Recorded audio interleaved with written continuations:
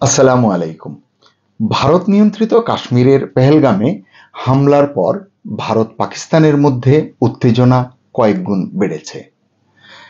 এর প্রেক্ষাপটে বদলা নিতে হুঙ্কার দিচ্ছে ভারত, পিছিয়ে নেই পাকিস্তানও। ইতিমধ্যে ভারত পাকিস্তানের সঙ্গে সব রকমের কূটনৈতিক সম্পর্ক ছিন্ন করেছে। সিন্ধুর পানি বন্ধ করা থেকে শুরু করে পাকিস্তান থেকে সব ধরনের পণ্য আমদানিতে নিষেধাজ্ঞা জারি করেছে। এমনকি পাকিস্তানের কোনো জাহাজ ভারতীয় বন্দরে ঢুকতে পারবে না এমন সিদ্ধান্ত তারা নিয়েছে। দুই দেশের মধ্যেকার পোস্টাল সার্ভিস ইতিমধ্যে বন্ধ করা হয়েছে। পক্ষান্তরে পাকিস্তানও ভারতীয় বিমানের জন্য নিজেদের আকাশসীমা বন্ধ করে দিয়েছে। ভারত হামলা করলে তা প্রতিহত করার প্রস্তুতি শুরু করেছে বলে জানিয়েছে পাকিস্তানি সেনারা। সেই প্রস্তুতির অংশ হিসেবে পাক এয়ারফোর্স F-16, J-10 এবং JF-17 যুদ্ধ বিমানের মহড়াও দিয়েছে। গত কয়েকদিন ধরেই নিয়ন্ত্রণ রেখা বরাবর গুলি চালাচ্ছে পাক সেনারা। সীমান্ত বরাবর অবস্থানগুলোতে বিমান প্রতিরক্ষা এবং আর্টিলারি ইউনিট মোতায়েন করেছে। রাজস্থানের বারমেরের লঙ্গেওয়ালা সেক্টরের কাছে আধুনিক রাডার সিস্টেম স্থাপন করেছে পাকিস্তান। ভারতকে নিজেদের সক্ষমতা জানান দিতে 450 কিলোমিটার দূরপাল্লার ভূমি থেকে ভূমিতে নিক্ষেপযোগ্য ব্যালিস্টিক ক্ষেপণাস্ত্রের সফল পরীক্ষা করেছে পাকিস্তান। এছাড়া আরব সাগরে নৌমহড়া জোরদার করেছে এবং নিয়ন্ত্রণ রেখা ও আন্তর্জাতিক সীমান্ত বরাবর যুদ্ধবিরতি লঙ্ঘন করে চলেছে। একইভাবে জবাব দিচ্ছে ভারতীয় সেনাবাহিনীও। শুক্রবার উত্তরপ্রদেশের গঙ্গা এক্সপ্রেসওয়েতে বিভিন্ন যুদ্ধবিমান অবতরণ ও উত্তরণের মহড়া সেরেছে ভারতীয় বিমান বাহিনী। শুক্রবার সকালে ও রাতে গঙ্গা এক্সপ্রেসওয়ের মাঝে 3.5 কিলোমিটার লম্বা এয়ার স্ট্রিপে কান ফাটানো আওয়াজে ল্যান্ড অ্যান্ড গো ফ্লাইপাস্ট করেছে ভারতীয় বায়ুসেনার বিভিন্ন ফাইটার জেট এবং helicopter. Rafale, Sukhoi SU-30 MKI, Mirage 2000, MiG-29, Jaguar C-130, J super Hercules, AN-32, Mi-17 হেলিকপ্টারও এদিন অংশ নিয়েছে এই মহড়ায়। স্বল্প পাল্লায় আঘাত হানতে ভারত যোগ করছে বিশেষ মিসাইল। এর একটি হচ্ছে বি-সোরাট ক্ষেপণাস্ত্র। বি-সোরাট ক্ষেপণাস্ত্রটি কি? এটি হচ্ছে very short range air defence system. এটিকে বলা হচ্ছে নিউ জেনারেশনের। এটা আসলে এয়ার ডিফেন্স মিসাইল, যা স্বল্প পাল্লার নির্ভুল লক্ষ্যে আঘাত হানতে সক্ষম। স্বল্প পাল্লা মানে 250 মিটার থেকে 6 কিলোমিটার দূরত্ব পর্যন্ত।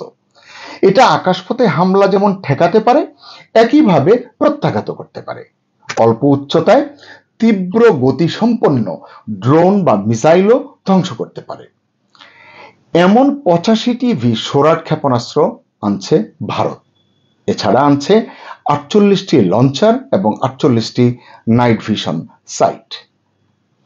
অর্থাৎ উভয় দেশই সামরিক শক্তি প্রদর্শন করছে এবং সামরিক শক্তি সমৃদ্ধ করছে। তাহলে প্রশ্ন জাগছে, যুদ্ধ কি শেষ পর্যন্ত শুরু হয়ে যাচ্ছে? যুদ্ধ যদি শুরু হয়, বাংলাদেশ সহ দক্ষিণ এশিয়ার দেশগুলোতে কি প্রভাব পড়বে? এটি নিয়ে নিরাপত্তা বিশ্লেষকরা, আঞ্চলিক সম্পর্ক বিশ্লেষকরা বলছেন, এই যুদ্ধ যদি শুরু হয় বাংলাদেশ তো ক্ষতিগ্রস্ত হবেই, আন্তর্জাতিক পর্যায়েও এর প্রভাব পড়বে। তাদের কেউ কেউ বলছেন, দুই দেশের সামরিক শক্তির তুলনামূলক বিশ্লেষণ চলছে সংবাদ মাধ্যমে। তবে বড় আকারে সেনা মোতায়েন না হওয়ায় বড় ধরনের যুদ্ধের আশঙ্কা এখনো দেখছেন না, এটি তারা মনে করছেন। তবে বলছেন সাময়িক উত্তেজনা বিরাজ করবে, অর্থাৎ চলতে থাকবে। বিশ্লেষকদের মতে দুই দেশের মধ্যে বড় ধরনের যুদ্ধের জন্য প্রয়োজনীয় মানসিক ও জনসমর্থনের প্রস্তুতি নেই। কেন বলছেন? তারা বলছেন পাকিস্তানের অর্থনৈতিক দুর্বলতা ও অভ্যন্তরীণ উগ্রবাদের চাপ এবং ভারতের জনগণের মধ্যে যুদ্ধে অনিচ্ছা বড় যুদ্ধের সম্ভাবনা কিছুটা হলেও কমিয়ে রাখছে। যদিও তারা বলছেন সীমিত পর্যায়ে সার্জিক্যাল অ্যাটাক হতে পারে বা চলতে পারে। পাকিস্তানকে জবাব দিতে গিয়ে বৃহত্তর আঞ্চলিক সংঘাত যেন সৃষ্টি না হয়, ভারতকে এমন বার্তা দিয়েছেন মার্কিন ভাইস প্রেসিডেন্ট জেডি ভ্যান্স। এই হামলা যখন হয় তিনি তখন ভারতে অবস্থান করছিলেন।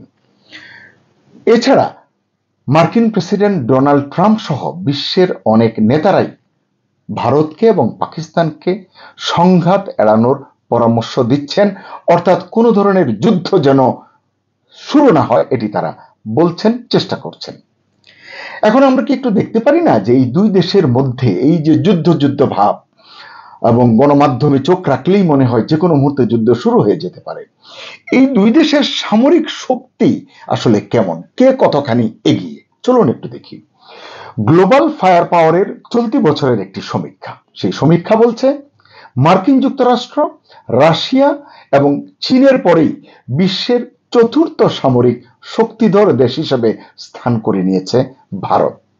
সেখানে গত বছর 9 নম্বরে ছিল পাকিস্তান, এবারের সূচকে তালিকায় সামরিক শক্তিতে নেমে গিয়ে স্থান করে নিয়েছে দ্বাদশে পাকিস্তান। দুই দেশের জিডিপি, জনসংখ্যা, সামরিক শক্তি, ক্রয় ক্ষমতা সহ মোট 60টি দিক থেকে সমীক্ষা করে পাকিস্তানের চেয়ে অনেক এগিয়ে রাখা হয়েছে ভারতকে। এতে বলা হয়েছে প্রতিরক্ষা বাজেটে ভারতের স্থান হচ্ছে চতুর্থ, পাকিস্তান 38তম। ভারতে সেনার সংখ্যা প্রায় 51,37,550। ভারতের মোট সামরিক বিমান হচ্ছে 2229টি, সেই তুলনায় পাকিস্তানের 1399টি। বৈশ্বিক তালিকায় 4 নম্বরে রয়েছে ভারত এবং পাকিস্তান রয়েছে 7 নম্বরে। ভারতের ট্যাঙ্ক শক্তি রয়েছে 4201টি, এটি বিশ্বে পঞ্চম বলা হচ্ছে। পাকিস্তানের ট্যাঙ্ক শক্তি রয়েছে 2627টি। ভারতের সাজোয়া যান রয়েছে 1,48,594টি, পাকিস্তানের মাত্র 17,516টি। অর্থাৎ এক্ষেত্রে ভারত দ্বিতীয় স্থানে এবং পাকিস্তান 30তম স্থানে রয়েছে। নৌক্ষেত্রে পাকিস্তানের চেয়ে ভারতে 172টি বেশি যুদ্ধজাহাজ রয়েছে। ভারত বিশ্বের ষষ্ঠ, পাকিস্তান বিশ্বে 27তম। ভারতের রয়েছে 2টি এয়ারক্রাফট ক্যারিয়ার, যেটি পাকিস্তানের নেই। ভারতের ডুবোজাহাজের সংখ্যা 18টি, পাকিস্তানের মাত্র 8টি। ডেস্ট্রয়ার ভারতের 13টি, পাকিস্তানের নেই। ফ্রিগেট রয়েছে ভারতের 14টি, পাকিস্তানের 9টি।